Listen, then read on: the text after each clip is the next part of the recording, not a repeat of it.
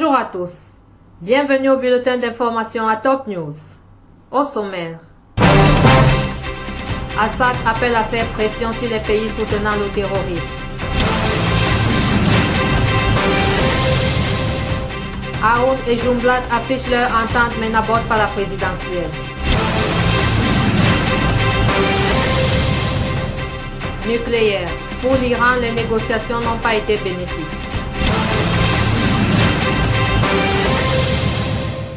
Bienvenue au développement. Syrie. Le président syrien Bachar al-Assad a appelé hier mardi à faire pression sur les pays qui soutiennent le terrorisme en recevant à Damas l'émissaire du premier ministre irakien Haïdar al-Abadi, rapporte l'agence officielle Sana. La lutte contre le terrorisme commence par des pressions sur les pays qui le soutiennent. On finance les groupes terroristes en Syrie et en Irak et on prétend vouloir lutter contre ce fléau, a dit M. Assad à M. Faleh al-Fayyad, conseiller à la sécurité nationale en Irak. Le président al-Assad s'est en outre dit satisfait quant au niveau de la coopération avec les commandements irakiens dans l'affrontement des organisations terroristes. Cette coopération a apporté des résultats positifs à la Syrie et à l'Irak, mais aussi à la région tout entière. De son côté, le responsable irakien a informé M. Assad des efforts déployés par le gouvernement irakien pour faire face au terrorisme.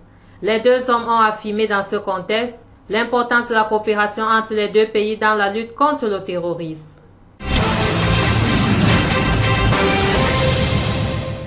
Liban. Le leader du courant patriotique libre, Michel Aoun, a affirmé mercredi à l'issue d'une rencontre avec le chef du Parti socialiste progressiste, Walid Jumblat, que les points de vue sont similaires et que la coordination se poursuit. Les circonstances par lesquelles passe le Liban aujourd'hui ont imposé cette rencontre et il est normal que le dialogue se poursuive avec M. Jumblat, a ajouté le député maronite qui s'était rendu au domicile de ce dernier, rue Clémenceau à Beyrouth. M. Aoun a en outre assuré que la question de la présidentielle n'a pas été abordée. De son côté, le leader druze a estimé qu'il est du droit du général Aoun de se présenter à l'élection présidentielle étant donné son étoffe patriotique. M. Jumblat a souligné sur un autre plan que la guerre contre l'État islamique doit englober tous les pays et toutes les parties, ajoutant que la coalition internationale anti-État islamique doit opérer sous le chapitre 7 de la Charte des Nations Unies. Le dialogue avec les États-Unis dans le cadre des négociations nucléaires avec les grandes puissances n'a pas été bénéfique pour l'Iran, selon une infographie publiée mercredi sur le site officiel du guide suprême iranien. Sur l'infographie présentée, 4 personnages représentent les négociateurs américains, notamment le secrétaire d'État John Kerry et son adjoint Wendy Sherman. M. Kerry tape du poing en affirmant que l'option militaire est sur la table si Téhéran veut relancer son programme d'enrichissement d'uranium. Il accuse aussi Téhéran de soutenir le terrorisme et le Hezbollah libanais.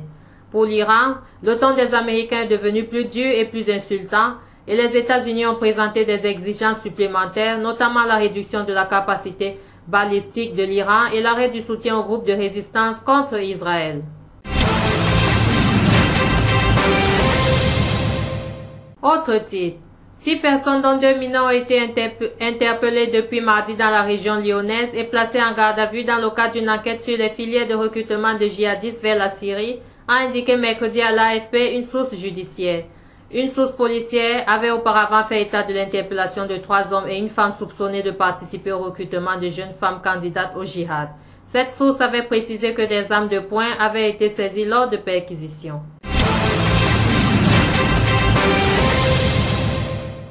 Les États-Unis et les pays européens qui ont sanctionné la Russie suite à la situation en Ukraine ne doivent pas compter sur le soutien de Moscou dans d'autres dossiers internationaux, a déclaré mercredi le président de la Commission des Affaires internationales de la Douma, Alexei Pouchkov.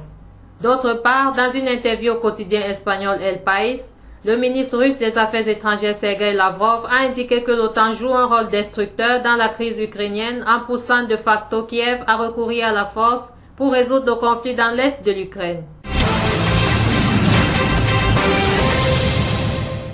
Centrafrique.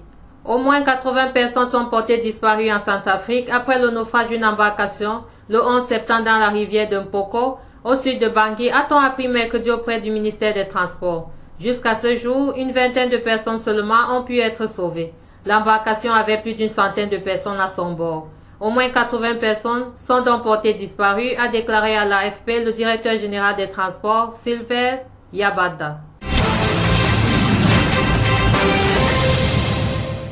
Un important groupe djihadiste en Égypte, Ansabet al-Maqdes, a revendiqué un attentat perpétré cette semaine dans la péninsule du Sinaï, dans lequel 6 policiers ont péri.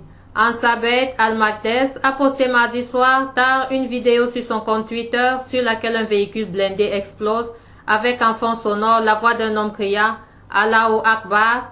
Un bandeau indique que l'attaque visait un véhicule détectant les mines. La vidéo a aussi été mise en ligne sur YouTube avec le logo du groupe, une Kalachnikov et un exemplaire du Coran. Les branches maghrébines et yéménites de la nébuleuse terroriste Al-Qaïda ont appelé les djihadistes en Irak et en Syrie à s'unir contre la coalition internationale hostile à l'organisation de l'État islamique. Cet appel a été lancé via un communiqué commun sans précédent mis en ligne hier, mardi 16 septembre.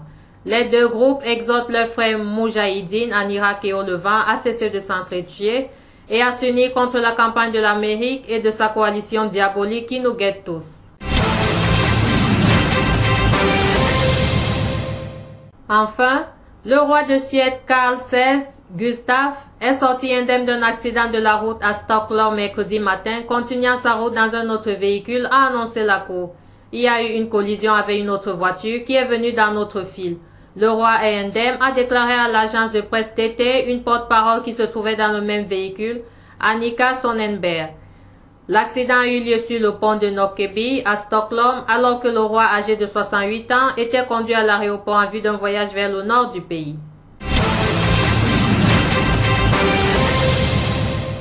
Merci à vous qui nous suivez de Beyrouth et partout ailleurs. Bulletin présenté par Anna Ekame.